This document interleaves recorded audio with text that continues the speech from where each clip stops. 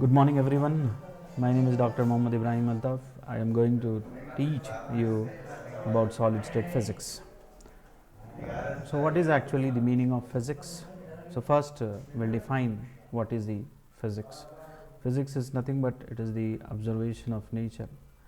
So whatever the man observe the nature and how we explore the nature, we just define it as physics. So how we are going to give importance to solid state physics. So why an engineering student should learn about solid state physics? So and why not the about liquids and gases and the other one, that is plasma. So here we will give due importance to solid state physics. Why? Because your engineering material and its applications will move around the solid state materials. So first of all, what is the meaning of solids? So everybody know that solid is defined as the material whose atoms and molecules are closely packed. So we will call the solid as nothing but the closeness of the atoms and molecules right together in a fixed position. We will call such material as solid materials. So here we will just give the importance to the introduction. In the introduction, see, first of all we will go for what is the aim of studying solid state physics and what is solid state physics and why we do it, and different content and the references, right. So now we will just start with the solid state physics, so which explains the properties of solid materials as whatever the solid materials which is found on the earth crust.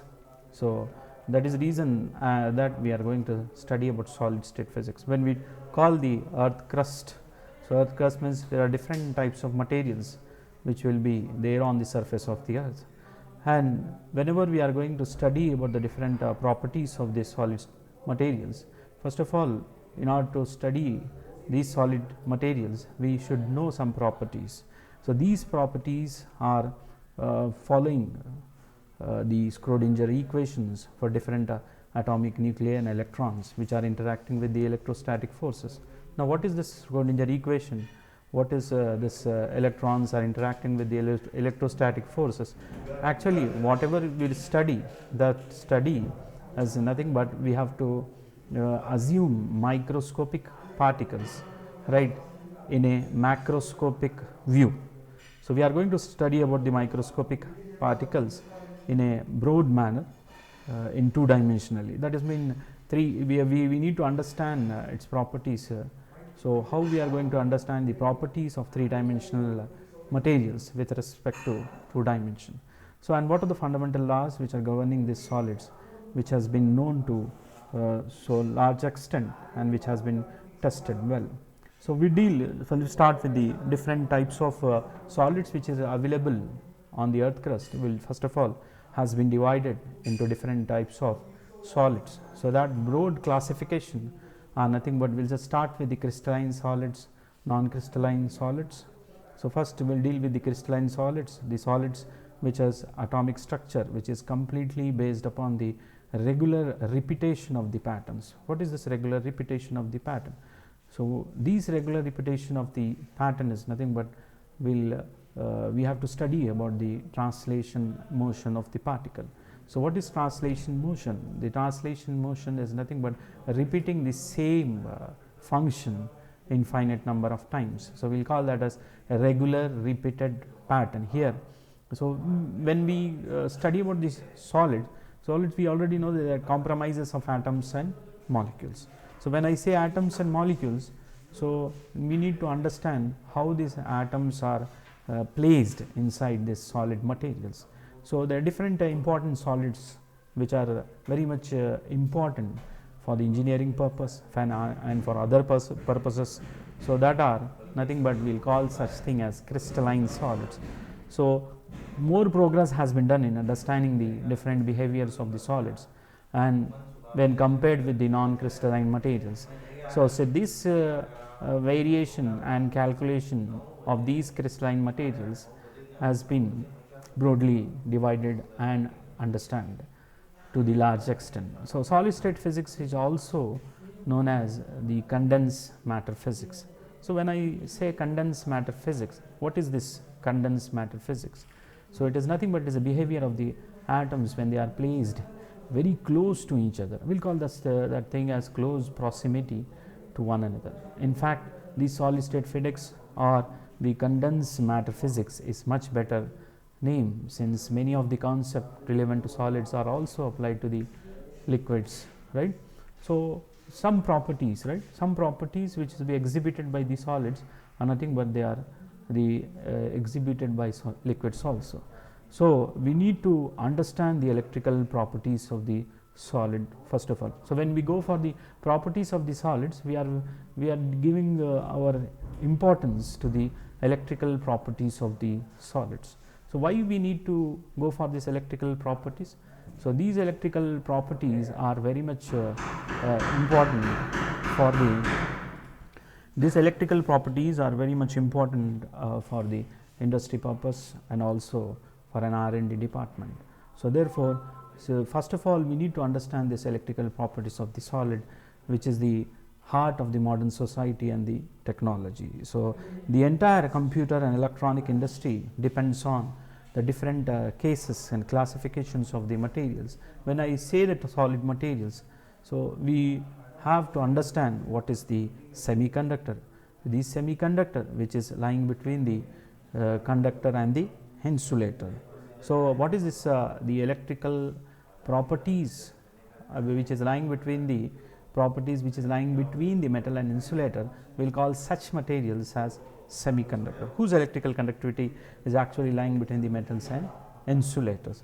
So you already have an information regarding the conductors. So conductors are nothing but, we'll just call that conductors as metals also. So these conductor or metals are nothing but these materials which are having the motion, whose motion of electrons will be easily the motion of electron of a particle which can be easily passed through it, will call such material as the metals or conductors. And the insulators are nothing but they are the materials, right? So depending upon the temperature also, these materials will vary its property, right, depending upon the temperature. So what is actually the meaning of insulator? So insulator is nothing but the material which does not allow the electricity to pass through it. So we will call such material as insulator in a broader point of view. Now again, this is completely dependent upon the temperature. So we will just consider that particular aspect of temperature in the later discussions and in the later classes. So these solid state physics provide actually what is the basic concept or the background to understand different types of semiconductors. So different technology and new technology which will be the future of developing and understanding different classes of materials. So by the end of this solid state physics, why this is a very simple task, or we can say a non-trivial task. So why it is a very simple case of understanding the solid. So the solid state physics is also associated with the technology rather than the studying only about the fundamentals. So here we will give we can just see that. So these are the electrical resistivity of three states of the solids.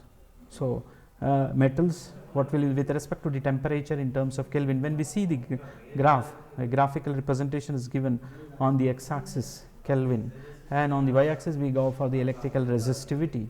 You can just see this graphs. These graphs indicate the variation of the different materials, that is metals, conductors. When you see the first one, so you can just see that how the electrical resistivity is increasing with respect to the temperature.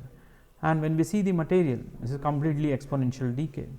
And for superconductors, since you will not find any electrical resistivity, so you will find that there is a drastical increase in the with respect to temperature in the electrical since electrical resistance is 0. So without the application of the applied voltage also, there is the existence of current for very large time. So these are nothing but we will just call this as, these are the actually the basic material which is we are concerned about, the metal, insulator and semiconductor, is nothing but it is a carbon. So here where a graphite, you already know, see, you can just see the figure, graphite is a metal and diamond is an insulator, and there are different material. So that material is Buckminster fluorine, it is also a semiconductor. These are only very what you can say. So one example is given for each metal, conductor and insulator. So that that is only the thing that we are concerned about, only one material and one component of the different classification.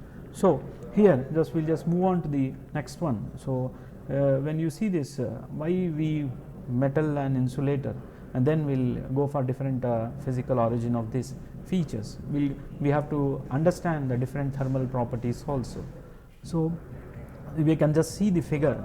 So when we compare with the temperature and electrical resistivity, you can just see how this is metal and insulator drastically shows a different variation in the graph. When you see, when you increase the temperature for metals, so the electrical resistivity, we can just see the drastic increase.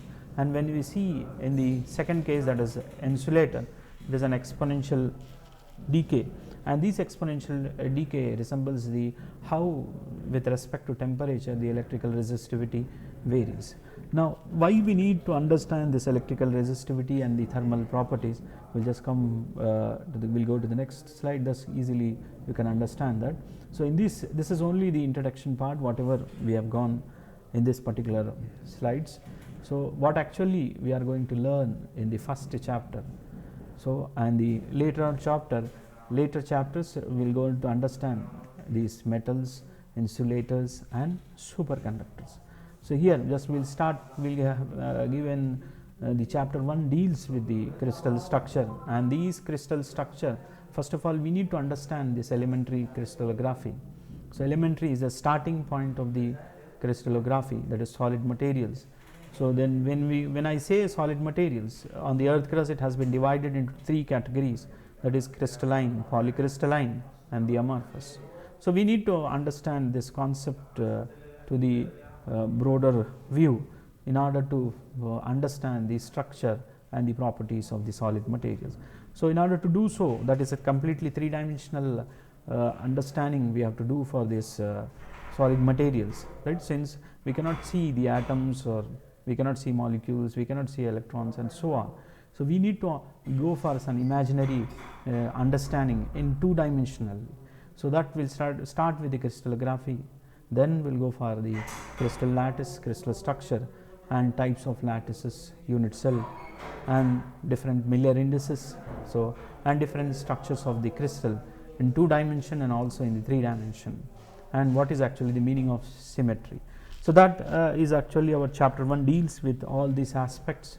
So first of all we need to understand the crystallography, and this chapter 2 relate with the X-ray diffraction, Bragg's equation and the different methods of these diffraction methods, Loy and rotating crystal method and powder method.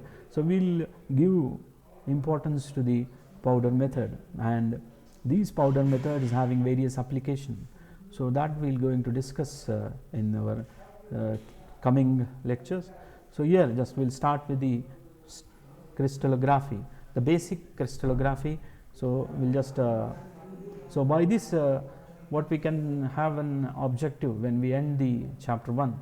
So this section, so you will be able to identify what is actually the meaning of unit cell in a symmetrical pattern. So what you understand about symmetry, we'll just have a look about symmetry. So what is this? There are 7 possible unit cell shapes, and we will be able to define cubic, tetragonal, orthorhombic and hexagonal unit cells and shapes. So what is this cubic, tetragonal, orthorhombic and hexagonal? So we'll just come across this particular aspect when we go for the next lectures. In coming lectures we'll understand all these things. So actually we'll just move on to the first concept, that is nothing but we'll just go for matters. When we on the universe, in the universe you'll just see that matter. So matter is actually consisting of 3 classifications. Matter has been classified into 3 different things. There are, one is gases, liquids and solids. and also these liquids will have a liquid crystal, right. So, now when I say gases, so gases, first we will start from the gases. So, gases are nothing but the atoms or the molecules that do not bound one another in terms of the pressure, temperature and the volume. So, now these molecules haven't any particular order and move freely within the container. So, when we say that gaseous state, so what is that actually gaseous is consisting of? So, these gases are nothing but they are in the gases you will find that atoms and molecules are not bonded to one another in terms of the range of pressure and temperature and volume, and these molecules are not particularly in a particular order, they will move freely inside the system or within the container. So, when I say liquids, what is actually the meaning of liquids with respect to atoms and molecules? So, similar to these gases, liquids are not having any particular order and they assume the shape of the container. So, you already know this. So, this one will applying this low levels of the heat energy, this can be will just break the weak bonds which are present between the two atoms. So, in the chemistry you already know that the basic knowledge of chemistry, that in between the two atoms you will have a bonding. So, that bonding in liquid is very weak, and these liquid crystals have different mobile molecules, and they are nothing but we will call the order of these molecules is long range order. The molecules have a permanent dipoles. So, when I say dipole, so what is actually the meaning of dipole? So, dipoles are nothing but they are the two charges which are having opposite signs. So, what is happening what is happening when I apply the electric field to rotate this dipoles are rotating, and within this molecules, so these dipoles are rotating. So, when we go for our main aspect of today's study, that is solids, and this first of all we need to understand crystals. So, what is actually the meaning of crystal? So, in the solids, the atoms and molecules which are executing movement thermally from its equilibrium position or from its mean position at a fixed point in the space. So, we will call such thing as the crystal. So, now, so when we see this solid material, solid can take the form of the crystalline or polycrystalline or the amorphous, right. So, at a given temperature, pressure and volume, solids will have very strong bond, and between these molecules and atoms than liquid. Solids require more energy to break these bonds. So, now we will go for the crystallography. We just start with the crystallography. The solid materials have been classified in crystalline, polycrystalline and amorphous, and again this crystalline has been divided into single crystal. You can just see the images of the single crystal, polycrystal and the amorphous, right. So, what are the different types? See, you can just once again just see the solid materials. So, these solid materials are actually possessing three different forms. So, crystalline, you can just see there is single crystal, and that crystal has been named as a quartz or calcite. It may be quartz or calcite, that comes under the category of single crystal. When we go for polycrystalline solids are come under the category of metals. So, here NaCl and other metals will come under the category of polycrystalline, and when we see this non-crystalline or amorphous, so you can have a glass or plastic, that will come under this amorphous particularly come under the category of the materials or the atoms which does not have periodic movement of the atoms. So, you can just see this amorphous. So, now what are the different types of solids? Just now we just consider about, I told you about the single crystal, poly and the amorphous crystal, 10 different types of solids. So, when you just see this, each types is characterized by the particular order within the material. They follow a particular order in the given material. And what is this ordered region, or we can say ordered material? It occupies a particular space. So, in which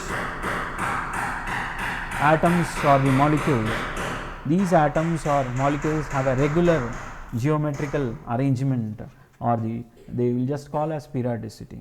So what is the meaning of periodicity here? Here nothing but we will just call that periodicity is nothing but the arrangement of the points in a regular fashion. So first of all, we just understand more precisely what is actually the crystalline solid. What is actually the crystalline solid?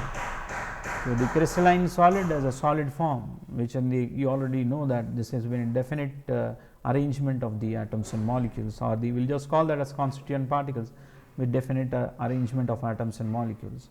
Now these single crystals have very high degree of geometrical periodicity to complete entire volume of the material. You can just see the different figures of the schematic figure of the solid or crystalline solid. So you can just see first in the first figure when you see this, the arrangement of the atoms in a periodic manner, and in the second figure the crystalline solid. So actually there is an overall view of how the atoms are arranged. They are closely packed with each other, and these atoms are combined to form a solid. Now these crystalline solid, again when just we will have again a broader view of this single crystal. This single crystal has an atomic structure that repeats periodically across its whole volume, and infinite length scales. What is the meaning of this infinite number of times? This infinite number of times are nothing but doing a same property, right? Continuing the same property with infinite number of times. We'll call such a movement as the translation motion, and these each atom which is residing inside the single crystal is very much equivalent to the atom in the structure by translation symmetry. So what is this polycrystalline? So when we have a close observation about this polycrystalline crystal, is a material which is having an aggregate of many small single crystals. So what is this crystallites or grains? It is nothing but it is a boundary or the surface of the crystal blocks. So when we see that polycrystal means you can just see the figure. When we see the figure, you will observe that each boundary of the grain is having a different shape. So what it means, different shapes? So these different shapes are nothing but it has been orientation has been regularly done. So we will call that as the polycrystalline material. Now these regions which are having a perfect boundaries, we will call that are separated by C, we will call that as grain boundaries. So the grain is usually the range of 100 nanometers to 100 microns in diameter. So you can just see that the different boundaries and different crystal blocks which can be viewed schematically in the figure. So where it is written grains and differently oriented crystal. So when you go for the amorphous or non-crystalline solid, so you can just see the figure how these atoms and molecules are randomly oriented. So when here atoms, ions or molecules are nothing but we will call such thing as the constituent particles, and they do not form a definite patterns or the particular lattice structure. So in our complete discussion, we just come across what is actually the meaning of lattice. Lattice is nothing but the imaginary points, the arrangement of imaginary points on two-dimensional plane. So how we are just imagining that since we cannot see the atoms and molecules or the ions, so what we are doing here is that we are arranging the atoms, molecules and the ions. Let us consider they are arranged in this particular fashion two-dimensionally. So we will got the imaginary arrangement of the atoms, ions or the molecules in two dimension. So we will call such thing as the lattice. So amorphous materials have order only with a very few atomic or molecular dimension. What is the meaning of atomic dimensions or molecular dimension? So atomic dimension is nothing but it deals with 10 power of minus 10. So dimension is 10 power of minus 10. You can imagine when I say 10 power of minus 10, so you cannot see it. So that is the reason that we have to go for an imagination, and this imagination, by this imagination we will understand what is the orientation, how the atoms are arranged. So inside any type of crystalline solids or non-crystalline solids or amorphous solids. So you can just see the plastics and glasses are the basic examples of these amorphous materials. So here you will find that The amorphous silicon can also be used for the solar cells and thin film transistor. When we say silicon and solar cell, you already know that these silicon and solar cell is again very important for industrial point of view, and different for different application which can be also used in our daily life, right? So you already know. So you can just see the figure where the orientation of atoms are arranged in such a manner. You can just see, you will find that the atoms are arranged in a different fashion when we compared with these arrangement of atoms of the crystalline solid, right? So now, how this perfect crystal is departing from the main we can say same fixed orientation.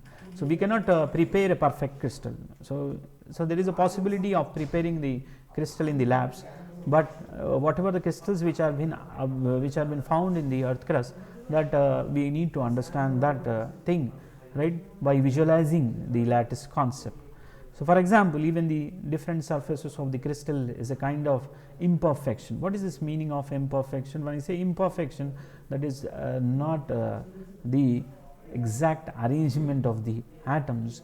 Ideally the atoms should be arranged in a very periodic manner, but that arrangement is not in a periodic manner. If this arrangement is not in a periodic manner, so we will call such thing as the imperfections. And these imperfections, arrangement of atoms or ions or the molecules, or we will call such thing as the constituent particles, are not periodic in nature. So because of this interrupted periodicity, so we will have that ideally we find that atom should be in a periodic nature, but practically it is not possible. So that is called the periodicity is interrupted here. So the another example where we are very much concerned with the thermal vibrations. What is the meaning of this thermal vibrations? You already know. When you apply some amount of temperature, heat to the solid material, how these atoms are moving from their equilibrium position, right, when the temperature is very much greater than the 0 degrees Kelvin. So that can also be viewed schematically, right? So now the actual crystal always contains some impurities. Also we will call that as impurities, foreign atoms. What is the meaning of foreign atom? So foreign atom doesn't mean that it came from the somewhere in the from foreign, but it means that it's outside the crystal. The atoms which have been came are induced inside the regular arrangement of the atoms. So these impurity spoils the, or you can say disturb the perfect crystal structure. So now we'll move on to, so now in the previous section we just understood what is actually the crystal, what are the different types of materials which is observed on the earth crust. So now what is actually meaning of crystallography? We have the basic concept of the crystals, right? Crystalline, non-crystalline, amorphous, and how the atoms, molecules and the ions are arranged inside this crystal. Here when you come across all the arrangement of these atoms, molecules and ions in these three categories, so these actually come under the category of crystallography. So the study about these crystals, right, see are nothing but we'll call such thing as crystallography. So what is actually this as crystallography deals, it is actually the branch of science that deals with the geometric description or maybe geometric description of the crystals and their internal arrangement. So why there is a need of understanding this internal arrangement, and why you are going for a geometrical description of the crystal? See here, our aim is to understand the properties of crystal. Once you understand the properties of crystal, then you can use that crystal for various applications, and that applications include industrial applications and research and development, and also for the layman it is very important, right, in daily life also. So in order to use that particular material, you need to understand very much clearly how this arrangement of constituent particles inside the crystal, and if the arrangement is there, then how they are internally arranged, and depending upon that internal arrangement we will understand the structure. Once you understand the structure, then we will go for the properties. Now crystallography is very important for the solid state physics, and the symmetry of crystal can be very much influencing the properties. Again, the concept of symmetry come into existence. What is actually the meaning of symmetry? Symmetry here deals with the periodicity of the arrangement of constituent particles, or we can say periodicity of lattice, means how the atoms are moving or how the atoms are arranged inside the crystal. If they arrange in a regular fashion, they are symmetrical. They call that as a, okay, the symmetry of the crystal is right. Now the symmetry of the crystal is periodic in nature. If it is not so, then it is not, that will not come under the category of the symmetry, non-symmetric, that will come under non-symmetric category. So the symmetry of the crystal have very much influence on the different properties of the crystal. So any crystal structure should be very much specified completely and concisely, right, and completely and concisely and ambiguously. What is the meaning of this? Any crystal structure should be specified completely. So depending upon this crystal structure, one can induce the different rays to understand how the crystal structure is. Once you understand the crystal structure, then you can easily know the different properties. Once you understand the properties, then you can use it as you like.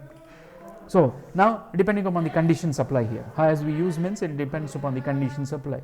These structures should be classified in different types of according to their symmetry. So what is this elementary? So when you crystallography, so basic knowledge of this crystallography is essential for the solid state physicist. So to specify any crystal structure, you need to understand the crystallography, and to classify the solids into different types according to their symmetries. So they possess a symmetry of a crystal can be profound influence on this property. What is the meaning of profound here? So symmetry of the crystal will have an very important aspect in deciding the properties of the crystal. So we are very much concerned, will give just due our concern to the this course, in this course, with different simple structure. When you can just see this, what is actually, when I say lattice, you already understood that lattice is nothing but basically the arrangement of atoms. So in crystallography, the geometrical properties of the crystals are of prime importance or our interest. So therefore one replaces each atom by a geometrical point located at the equilibrium position of that atom. So here we are giving importance to the equilibrium position. What is the meaning of this equilibrium position? In every aspect we are just going for equilibrium. So whenever you are considering a basic origin of any atom, so when we have to go for the equilibrium position, so means we have to compare that particular position as our reference one. So from that reference point, we need to understand how this arrangement is there. So when you see, just take an example of this platinum, which I have given a platinum example. So platinum, when you see it is right, it is two-dimensional figure. So when I have used the microscope, so when we just have a glance of this platinum microscopically, you can see the structure of the atoms. You use a second figure, second arrow mark, which indicates that how the surface of the platinum look like. And when you go for the third one, the different crystal lattices arrangement of the constituent particles and the structure of the unit cell of the platinum. So that is the reason that we need to understand the geometrical points. So when you understand a geometrical point, then you can understand more precisely the structure of any crystal. So what is actually the meaning of crystal lattice geometrically? So what is this geometrical arrangement? So that is nothing but it is called infinite array of points. You can see the figure. In the figures you find that there is a different points, right? You can just see that you will find different points here. So each point you can just see each point is inserted with the blue circle. So and we have just taken one of the we can see one of the square I have taken, and that is origin, and one position vector OA is nothing but A bar, and OB is nothing but B bar. On the OA is on the x-axis and OB is on the y-axis. So you can just see that the length of OA is small a and the length of OB is small b, and the angle suspended with respect to OA and OB is alpha. So first of all, an infinite array of these points in the space is nothing but we will call such as crystal lattice. So not only this aspect, so each point is an identical surroundings to all the other points. You can have the same figure when you consider any point on the plane. So and three dimensional, this aspect is three dimensional, but we cannot directly view the three dimensional structure. So that is the reason that here we are just learning two dimensionally the aspect of three dimensional crystal structure. So here what is the crystal lattice geometrically defined as?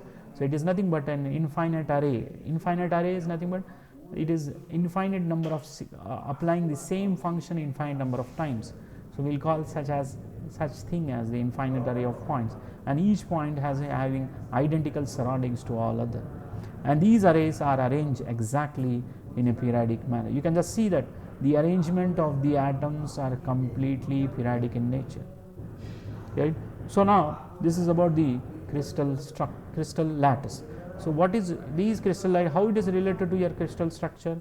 So crystal structure can be obtained by attaching these atoms. So what we are doing, see, you can just see there are how many dots you will observe in the figure. So there are 1, 2, 3, 4, 5, 6, 7, 8, 9. So there are 9 points, and these 9 points are imaginary points, and these imaginary points are arranged in periodic manner, and we'll call that as crystal lattice. So if I associate these imaginary points with the atoms, so now whatever the figure, whatever the image that is appearing, and whatever you are viewing, that is nothing but we'll call that thing as the basis. So crystal structure can be obtained by attaching the atoms of group of atoms or molecules which are called basis, or in other terms it is also known as motif, to the different lattice sides of the point. So now this is the basic example of crystal structure. So two dimensional, so we just here we'll just stop our class the crystal structure. So in the next lecture we'll go for the crystal lattice, crystal structure, and also we'll go for the various lattices, right? So okay, now thank you everyone.